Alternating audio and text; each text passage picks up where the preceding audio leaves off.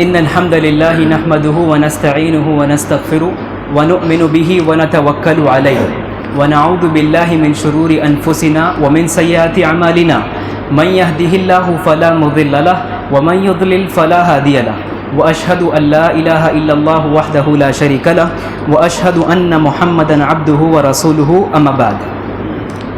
يقول الله تبارك وتعالى في كلامه المجيد: إن الله اشترى من المؤمنين أنفسهم وأموالهم بأن لهم الجنة. وقال النبي صلى الله عليه وسلم: من تصدق بعدل تمرة من كسب طيب ولا يسعد إلى الله إلا الطيب فإن الله يتقبلها بيمينه ثم يربيها لصاحبه كما يربي أحدكم فلوه حتى تكون مثل الجبل. محترم حاضرین، بہت دنوں بعد آپ کے سامنے کچھ بولنے کا موقع ملا. سب سے پہلے میرا سوال یہ ہے کہ آپ حضرات کیسے ہیں؟ الحمدللہ، یعنی آواز سے سمجھ میں آ رہی ہے کہ اچھے ہیں اللہ کے فضل سے. حاضرین، اللہ رب العالمین نے ایک انسان کو اپنے سے قریب تر ہونے کے لیے، اپنی رضا حاصل کرنے کے لیے انسان کو دو طرح کی چیزیں دی ہیں. ایک انسان اللہ کی رضا حاصل کرتا ہے اپنے جسم کے عبادات سے، اپنے جسم کو تھکاتا ہے، محنت کرتا ہے، عبادات کرتا ہے تاکہ اللہ کی رضا حاصل کر سکے. اور دوسری طرف ایک انسان اللہ کی رضا حاصل کرنے کے لیے اپنے پسندیدہ مال کو خرچ کرتا ہے. جو اسے مال دیا گیا ہے اسے خرچ کر کے ایک انسان اللہ رب العالمین کی رضا حاصل کرتا ہے. آپ کو بڑا تعجب ہوگا کہ ایک انسان دنیا میں چاہے جو بھی عبادات کرے، چاہے جو بھی مال خرچ کرے، وہ اللہ کے سامنے بہت چھوٹی اور کم مقدار میں ہے. ایک انسان چھوٹی چھوٹی 2 رکعت 4 رکعت نمازیں پڑھ کے اللہ کی اتنی بڑی بنائی جنت حاصل کرتا ہے. ایک انسان اللہ کے راستے میں چھوٹے سے رقم پیسے، چھوٹے سے روپیے پیسے کو خرچ کر کے اللہ کی بنائی ہوئی جنت کو حاصل کرتا ہے. تو ایک انسان اگر غور کرے تو یہ بڑی تعجب کی بات ہے کہ ایک انسان اتنا کم مال خرچ کر کے، اتنا کم وقت دے کر کے اللہ کی اتنی بڑی بنائی جنت کو حاصل کرتا ہے. تو اس میں پتہ یہ چلتا ہے کہ اللہ کے سامنے یہ چھوٹی چھوٹی عبادات کی فضیلت زیادہ ہے. ہم جانتے ہوں گے کہ اللہ کے نبی صلی اللہ علیہ وسلم نے اپنے احادیث میں بہت سی ایسی چھوٹی چھوٹی عبادات بتائی ہے. اگر کوئی انسان کرے گا تو اسے اتنا بڑا ثواب ملے گا. کوئی 2 کلمات پڑھے گا تو میزان میں سب سے بھاری کر دیے جائیں گے.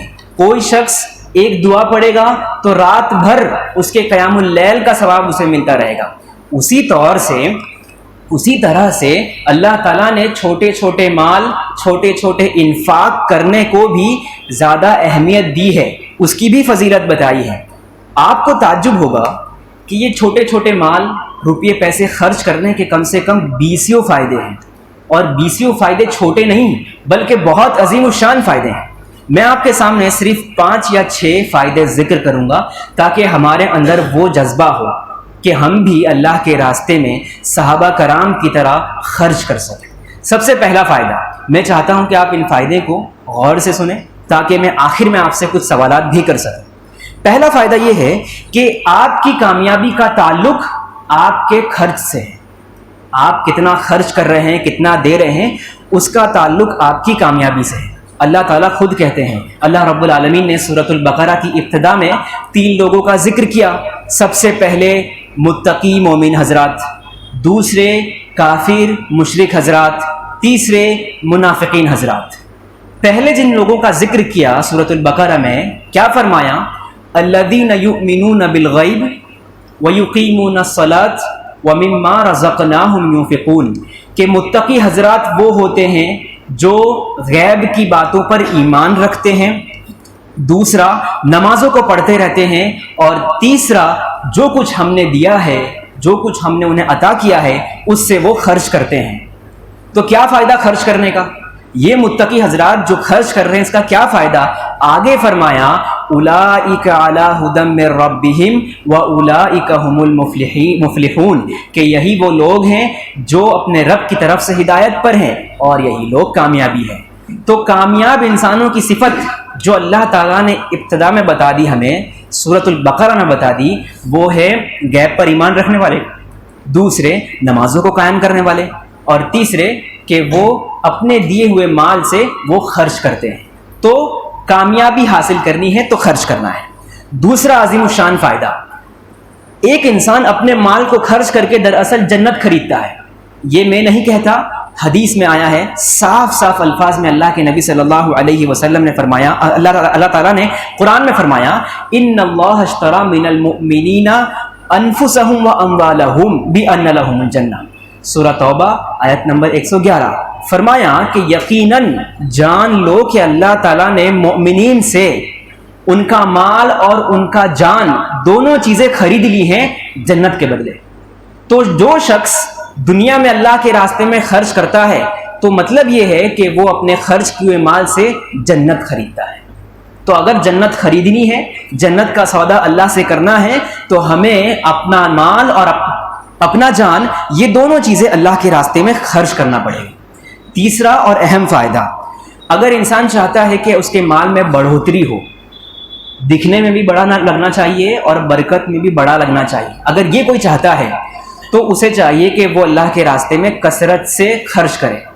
صحیح بخاری کی روایت ہے کہ اللہ کے نبی صلی اللہ علیہ وسلم نے فرمایا کہ اللہ تعالیٰ کہتا ہے، انفق یا ابن آدم، کہ اے آدم کے بیٹے، اے بنی آدم، اللہ کے راستے میں خرچ کرو، انفق علیک، تاکہ تم پر خرچ کیا جائے۔ یہ حدیث صاف دلالت کرتے ہیں کہ جو شخص اللہ کے راستے میں خرچ کرے گا، اللہ تعالیٰ اس کے مال میں برکت دے گا، اللہ تعالیٰ ظاہری طور پر بھی اس کے مال میں بڑھوتری نظر آئے گی، اللہ تعالیٰ بڑھوتری دے گا۔ تو اگر کوئی شخص مال کو دگنا کرنا چاہتا ہے تو اس حدیث کے مطابق، اس حدیث پر ایمان رکھتے ہوئے اسے چاہیے کہ وہ اللہ کے راستے میں کثرت سے خرچ کرے۔ چوتھا اور اہم فائدہ، ثواب میں زیادتی اگر چاہتا ہے کوئی انسان، چاہتا ہے کہ میں چھوٹا سا عمل کروں اور ثواب میں بہت زیادہ ہو، تو اسے چاہیے کہ وہ مال کثرت سے خرچ کرے۔ حضرت ابو ہریرہ رضی اللہ تعالیٰ عنہ فرماتے ہیں کہ اللہ کے نبی صلی اللہ علیہ وسلم نے فرمایا، من تصدق بعدل تمرۃ من کسب طیب ولا يسعد الى اللہ الا الطیب فان اللہ یتقبلها بیمینہ۔ اس حدیث کا سب سے پہلے مفہوم جان لیتے ہیں۔ اللہ کے نبی صلی اللہ علیہ وسلم نے فرمایا کہ جو شخص ایک کھجور کے برابر اپنا حلال کمایا ہوا مال خرچ کرتا ہے، اور یاد رکھو اللہ تعالیٰ حلال چیز کے علاوہ کوئی چیز قبول نہیں کرتا، اللہ تعالیٰ اپنے دائیں ہاتھ سے اس مال کو قبول کرتا ہے اور اس مال کو اس کے لیے بڑھاتے رہتا ہے، جیسا کہ ایک کسان اپنے کھیتی کو بڑھاتے رہتا ہے، یہاں تک کہ تکون مثل جبل، کہ وہ پہاڑ کی طرح ہو جاتا ہے۔ خرچ کیا ہوا مال کھجور تھا، بن گیا پہاڑ۔ اب اس حدیث میں ایک چھوٹا سا نقطہ ہے، چھوٹی سی بات ہے کہ دیکھیے اللہ کے نبی صلی اللہ علیہ وسلم نے بیچ میں ایک بات کہہ دی کہ وَلَا يَسْعُدُ إِلَى اللَّهِ إِلَّا الطَّيِّبُ، اللہ تعالیٰ حلال چیز کے علاوہ کسی چیز کو قبول نہیں کرتا۔ اگر یہ بات نہ کی جاتی تب بھی معنی پورا ہوتا کہ اللہ کے ایک انسان کھجور کی گٹلی یا پھر کھجور اللہ کے راستے میں خرچ کر رہا ہے، اللہ اسے قبول کرتا ہے جبکہ وہ حلال چیز کا ہو، اور اسے بڑھاتے رہتا ہے یہاں تک کہ وہ پہاڑ ہو جائے۔ لیکن اللہ کے نبی صلی اللہ علیہ وسلم نے تنبیہ کرنے کے لیے، ہماری ذہن کو کھینچنے کے لیے کہا کہ اللہ تعالیٰ یاد رکھو صرف حلال چیز قبول کرتا ہے۔ تو جو شخص حرام کماتا ہے، جو شخص زندگی بھر محنت کر کے حرام چیزوں کی بے و شراء کرتا ہے، کیا وہ خرچ کرے گا؟ آپ بتائیے کیا وہ خرچ کرے گا؟ اللہ نے کہہ دیا کہ اللہ حلال کے علاوہ چیز قبول نہیں کرتا، تو جو شخص حرام کماتا ہے وہ کیا خرچ کرے گا؟ بولیے، خرچ نہیں کرے گا، کیونکہ اس کو پتا ہے کہ میرا کمایا ہوا مال حلال نہیں حرام ہے، اور حرام مال اللہ قبول نہیں کرتا، تو خرچ کرنے کا فائدہ نہیں۔ تو جو شخص یہ سمجھتا ہے کہ میرا مال حلال ہے، اسے کیا کرنا چاہیے؟ اللہ کے راستے میں خرچ کرنا چاہیے، ماشاءاللہ اللہ کے راستے میں خرچ کرنا چاہیے۔ تو اسی نقطے کو ظاہر کرنے کے لیے اللہ کے نبی صلی اللہ علیہ وسلم نے فرمایا کہ اللہ تعالیٰ یاد رکھو صرف حلال چیز کو قبول کرتا ہے، حرام چیز کو قبول نہیں کرتا۔ ہم سب مانتے ہیں کہ ہم نے جو محنت کی ہے دن و رات، یہ حلال کا پیسہ ہے، تو حلال پیسہ ہونے کی وجہ سے ہم بھی اس حدیث کے روح میں، روشنی میں اللہ کے راستے میں خرچ کریں گے، تاکہ ہم بھی یہ ثبوت دے سکیں کہ ہمارا مال حلال ہے، حرام نہیں ہے۔ اور آپ نے دیکھا ہوگا کہ اس حدیث میں کیسے بیان کیا گیا کہ ایک کھجور جو بن گیا پہاڑ، تو جو بھی شخص چاہتا ہے کہ اخروی طور پر آخرت میں میرا مال پہاڑ سے بھی زیادہ بڑا ہو تو اسے چاہیے کہ وہ اللہ کے راستے میں خرچ کرے۔ پانچواں اور آخری فائدہ کہ آپ کا ایمان کیسا ہے، اچھا ہے یا خراب ہے، اس کی علامت صدقہ ہے۔ اللہ کے نبی صلی اللہ علیہ وسلم نے صحیح مسلم کی روایت میں بیان کیا الصدقۃ برہان، کہ صدقہ دینا، مال خرچ کرنا یہ واضح دلیل ہے۔ ابن رجب رحمۃ اللہ علیہ کہتے ہیں کس چیز کی دلیل ہے؟ اس چیز کی دلیل ہے کہ آپ کا ایمان صحیح اور اچھا ہے، کیونکہ انسان کا جو دل ہوتا ہے، نفس جو ہوتی ہے انسان کا، وہ مال کو پسند کرتا ہے، مال میں بخیلی کرتا ہے، چاہے اس کا ایمان کتنا بھی بڑا ہو۔ اگر نفس اس کا خراب ہے تو ہمیشہ اپنے مال کو جمع کرنے کی کوشش کرے گا، لیکن اگر نفس کو توڑ کر کوئی مال صدقہ کرتا ہے، دیتے رہتا ہے، تو اس کا مطلب یہ ہے کہ اس کا ایمان اس کے نفس پر غالب ہے، اس کا ایمان اس کے نفس سے زیادہ قوی ہے۔ تو صدقہ دینا ایمان کے اچھے ہونے کی علامت ہے۔ یہ تھی 5 اہم چیزیں جو انفاق فی سبیل اللہ کی اہمیت کو بتاتے ہیں۔ اب آئیے دیکھتے ہیں آخری چیز میں کہ اللہ کے نبی صلی اللہ علیہ وسلم کے دور میں جو حکم آئے مال خرچ کرنے کا، ان میں ایسی ایسی مثالیں ملتی ہیں کہ ہمارا ذہن تعجب میں پڑ جائے، ہمارا ذہن حیرت میں پڑ جائے کہ ایسی ایسی مثالیں بھی ہوئی ہیں ہمارے صحابہ کرام سے، ایسا بھی ہو سکتا ہے۔ سب سے پہلے دیکھتے ہیں کہ اللہ کے نبی صلی اللہ علیہ وسلم کیسے تھے مال خرچ کرنے میں۔ انس رضی اللہ تعالیٰ عنہ فرماتے ہیں، ابن ہشام کی روایت ہے کہ ایک مرتبہ ایک آدمی اللہ کے نبی صلی اللہ علیہ وسلم کے پاس آ کر کہنے لگا کہ یہ 2 پہاڑوں کے درمیان جو وادی ہے اس میں جتنے بھی بکریاں ہیں سب مجھے دے دو، سب کی سب دے دو۔ اللہ کے نبی صلی اللہ علیہ وسلم نے وہ ساری کی ساری بکریاں اس شخص کو دے دی۔ مال ملنے کے بعد انسان بہت خوش ہو جاتا ہے، تو ویسا ہی ہوا، وہ انسان اتنا خوش ہوا کہ وہ اسلام لے آیا اور اپنے قوم والوں کے پاس جا کر کہنے لگا کہ اے میری قوم، محمد صلی اللہ علیہ وسلم کے پاس جا کر اسلام لے آؤ۔ وہ اتنا مال دیتے ہیں کہ انہیں فقیری کا ڈر ہی نہیں لگتا کہ کہیں وہ فقیر نہ ہو جائے۔ تو اتنا مال دیا کرتے تھے اللہ کے نبی صلی اللہ علیہ وسلم کہ ان کو فقیری کا ڈر ہی نہیں محسوس ہوتا۔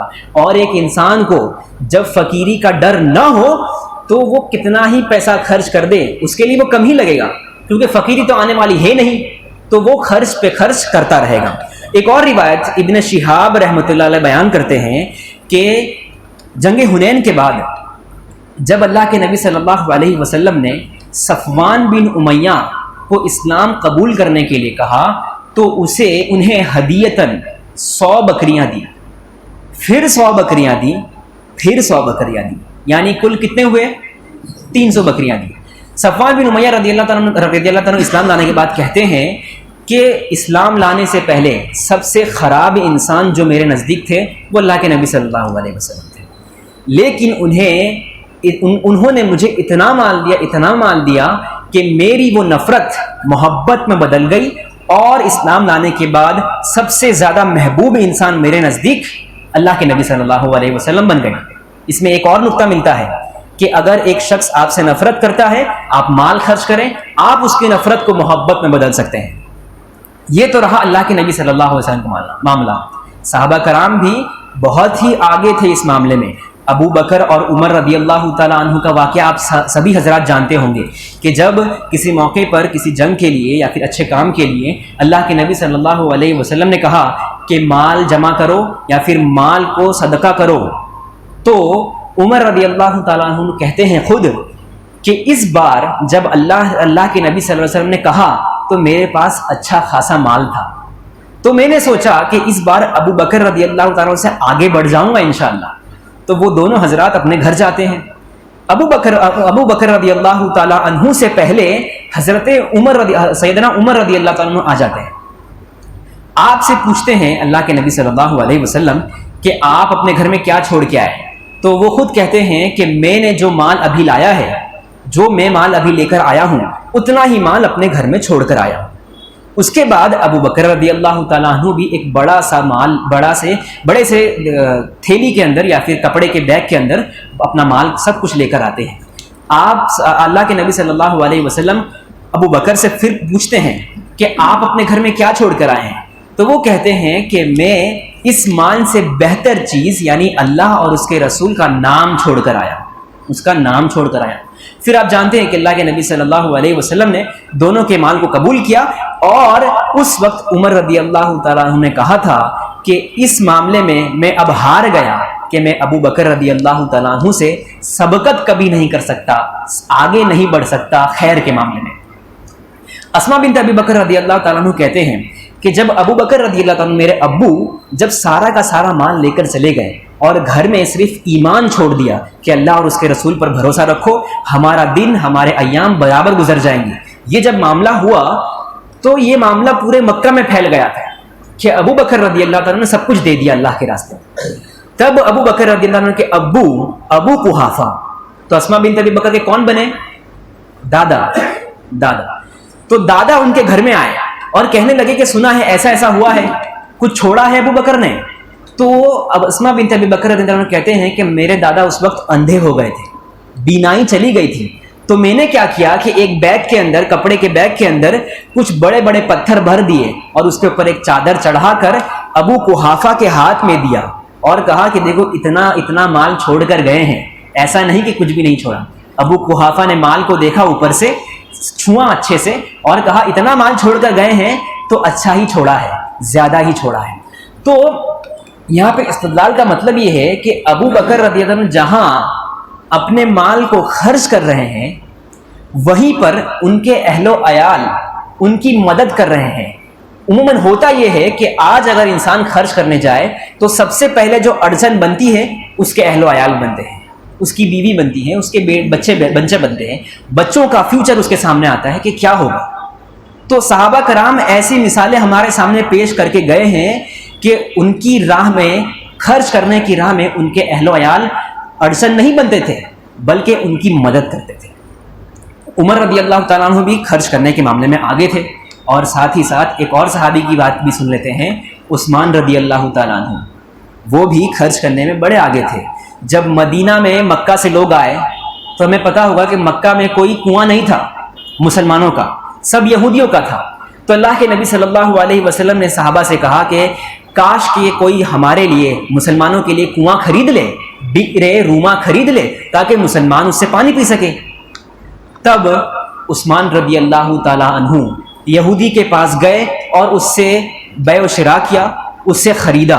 لیکن یہودی جانتا تھا کہ مسلمانوں کو تکلیف ہونے والی ہے، کنواں نہیں ملے گا. تو یہودی نے کہا کہ میں آدھا کنواں بیچوں گا. آدھے کنویں کی قیمت 12,000 درہم لگائی اس نے. 12,000 درہم پہ عثمان رضی اللہ تعالیٰ عنہ نے کنواں خریدا اور وہ اللہ کے راستے میں دے دیا. پھر جانتے ہیں کہ ایک دن کنواں مسلمانوں کا ہوتا، ایک دن کنواں یہودی اور مشرکین کا ہوتا. پھر جب یہودی نے دیکھا کہ جس دن مسلمانوں کا دن ہوتا سارے مسلمان اسی دن آ کے پورا پانی کا کنواں پورا خالی کر جاتے تھے. دوسرے میرے والے ایام میں یہودی والے دن کوئی آتا نہیں تھا. تو یہودی نے مجبوراً کہا کہ تم اسے 8,000 میں خرید لو. تب حضرت عثمان رضی اللہ تعالیٰ نے پورا کنواں 20,000 میں خرید لیا. تو عثمان رضی اللہ عنہ کی یہ خرچ، یہ انفاق فی سبیل اللہ بڑی اہم والی ہے. دوسری ایک اور روایت سنتے ہیں کہ اللہ کے نبی صلی اللہ علیہ وسلم نے جب مسجد نبوی بنائی تو مسجد چھوٹی پڑنے لگی، مسلمانوں کی تعداد بڑھنے لگی. تب حضرت عثمان رضی اللہ تعالیٰ عنہ نے مسجد کی توسیع کے لیے، مسجد کو بڑھانے کے لیے چھوٹی سی زمین خریدی اور اس کو مسجد کے ساتھ جوڑ دیا. آپ ان واقعات پر غور کریں، آپ دیکھیں گے کہ اللہ کے نبی صلی اللہ علیہ وسلم نے اس بندے کو پوری کی پوری بکریاں دے دی. کس لیے؟ اس کے اسلام کے لیے. ابو بکر اور عمر رضی اللہ تعالیٰ عنہ جب جنگ کے لیے یا پھر کسی اہم کام کے لیے جب خرچ کرنے پر ابھارے گئے تو اللہ کے نبی صلی اللہ علیہ وسلم کی ایک حکم پر انہوں نے پورا کا پورا مال خرچ کر دیا. عثمان رضی اللہ تعالیٰ عنہ نے جو کنواں خریدا وہ مسلمانوں کے لیے اہم تھا. جو مسجد نبوی کے لیے زمین خریدی وہ مسلمانوں کے لیے اہم تھا. تو ان تمام چیزوں میں ہمیں دکھتا ہے کہ صحابہ کرام نے جہاں جہاں مال خرچ کیا وہ تمام چیزیں بنیادی تھی، اس سے اسلام کی بنیاد جڑی ہوئی تھی۔ اسی لیے کہتے ہیں کہ صحابہ کرام نے جو کچھ مال خرچ کیا ہے ہم اس کی برابری نہیں کر سکتے۔ ایک تو صحابہ کرام کا مرتبہ تھا ہی تھا، لیکن انہوں نے جہاں مال خرچ کیا ہے ان تمام چیزوں سے لگتا ہے کہ بنیاد پر خرچ کرنا یہ زیادہ ثواب کا کام ہے، بنیاد پر زیادہ ثواب کا کام انسان کو ملتا ہے۔ تو صحابہ کرام کی جہاں جہاں خرچ ہمیں نظر آتی ہے وہاں ہم دیکھیں گے کہ صحابہ کرام نے بنیادوں پر خرچ کیا ہے۔ تو ہمیں بھی دیکھنا ہے کہ اگر ہم صدقہ جاریہ کرتے ہیں، صدقہ خرچ کرتے ہیں، تو ہمیں بھی بنیادوں پر زیادہ توجہ دینی ہے۔ آخری بات میں آپ کو بیان آپ کے سامنے رکھ کر اپنی بات ختم کروں گا۔ یہ بات بڑی اہم ہے۔ ہم جانتے ہیں کہ ایک انسان کے مرنے کے بعد صرف 3 چیزیں جاتی ہیں۔ اللہ کے نبی صلی اللہ علیہ وسلم نے فرمایا، صحیح بخاری کی روایت ہے، اذا مات الانسان انقطع عنہ عملہ الا من ثلاث۔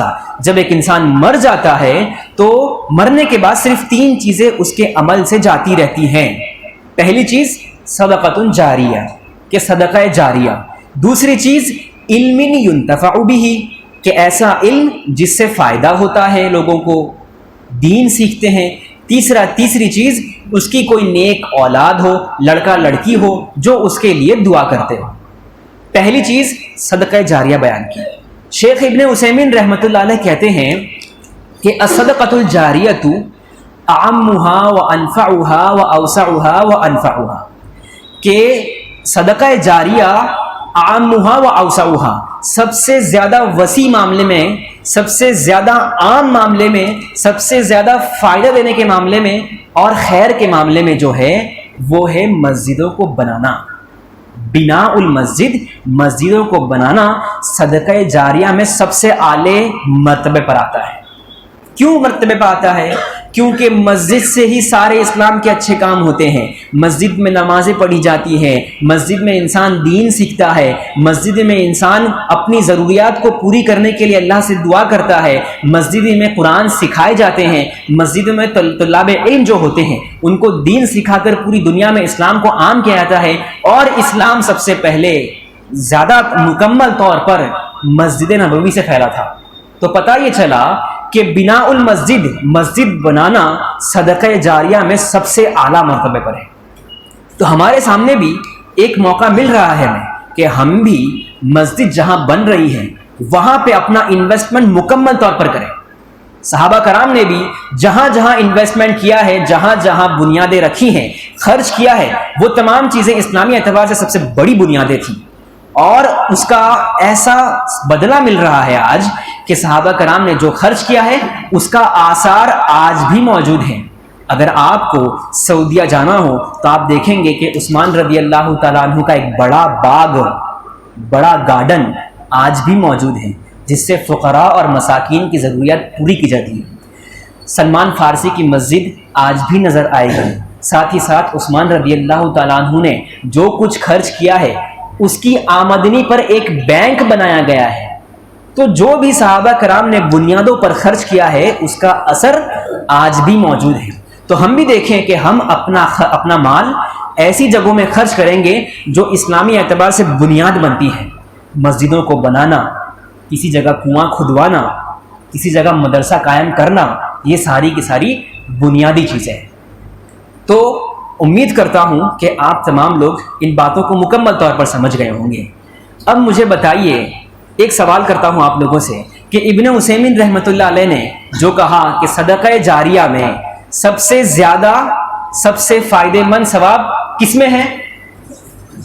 مسجد بنانے میں۔ ماشاءاللہ، یعنی سارے لوگوں کا ذہن اچھا خاصا چل رہا ہے، سارے لوگ سمجھ رہے ہیں۔ اللہ سے دعا ہے کہ اللہ تعالیٰ ہم تمام لوگوں کو ان باتوں کو یاد رکھنے اور اس پر عمل کرنے کی توفیق دے۔ آمین۔ والسلام علیکم ورحمۃ اللہ وبرکاتہ۔